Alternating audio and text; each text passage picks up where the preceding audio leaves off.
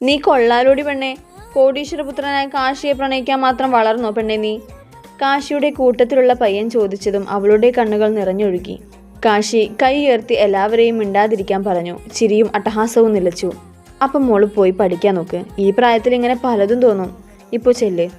അവൾ വല്ലാത്ത നിരാശയോടെയാണ് അവൻ്റെ വാക്കുകൾ കേട്ടത്.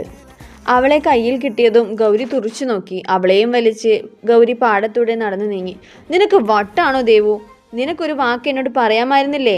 എന്തൊക്കെയാ നീ കാട്ടിക്കൂട്ടിയത് എന്നെല്ലാം പറഞ്ഞ് ഗൗരി അവളെ ഒരുപാട് വഴക്ക് പറഞ്ഞു. പിന്നീടുള്ള ദിവസങ്ങളിലെല്ലാം കാശിയെ കണ്ടെങ്കിലും അവൻ അവളെ ഒന്ന് തിരിഞ്ഞു നോക്കുക പോലും ചെയ്തില്ല. അവൻ്റെ കൂട്ടുകാരാണെങ്കിൽ വല്ലാതെ അവളെ കളിയാക്കുകയും ചെയ്തിരുന്നു.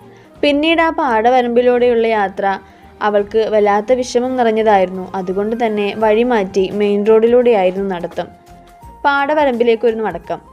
എങ്ങനെയോ നേരം വെളുപ്പിച്ച് ദേവു അമ്പലത്തിലേക്ക് ഇറങ്ങി. കൂടെ മായയുണ്ട്. ചേച്ചി, മായ ഇടയ്ക്ക് വിളിച്ചു. ഞാനൊന്ന് ചോദിക്കട്ടെ, ഈ കാശിയേട്ടൻ സിംഗിളാണോ?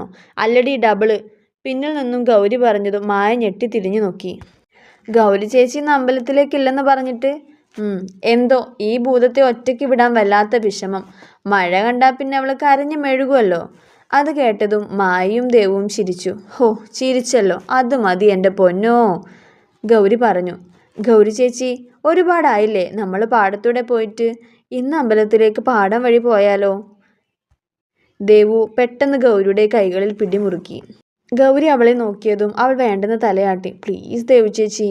മായയുടെ വാശിക്ക് മുന്നിൽ ഇരുവരും സമ്മതിച്ചു. ഒരുപാട് കാലങ്ങൾക്ക് ശേഷം ആ വഴി നടന്നപ്പോൾ അവൾക്ക് പഴയ ഓർമ്മകൾ തികട്ടി വരാൻ തുടങ്ങിയിരുന്നു. ഹലോ, ഒന്ന് നിന്നേ. പിന്നിൽ നിന്നും ഒരു പരിചിത സ്വരം